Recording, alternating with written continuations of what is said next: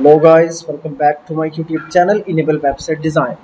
In this video we are going to discuss how you can export WordPress media library. So in WordPress media library all of images contains. So if you want to download that library in a single zip file, how you can do that? Let me go in dashboard, and after that now go to plugins and add a new plugin. Here you can type a keyword export media library,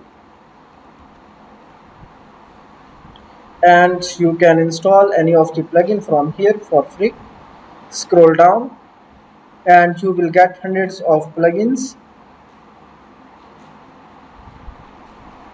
So here you can see this one, 40,000 plus active installations with 5-star ratings. So now you can simply install this plugin, and after that click on activate button. So now on the left side you can see media library. Click here,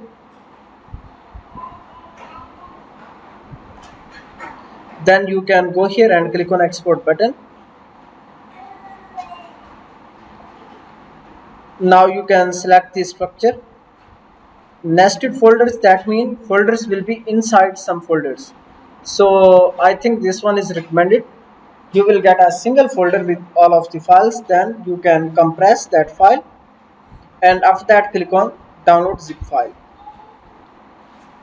So in this way you can get all of the WordPress media files in a single zip folder.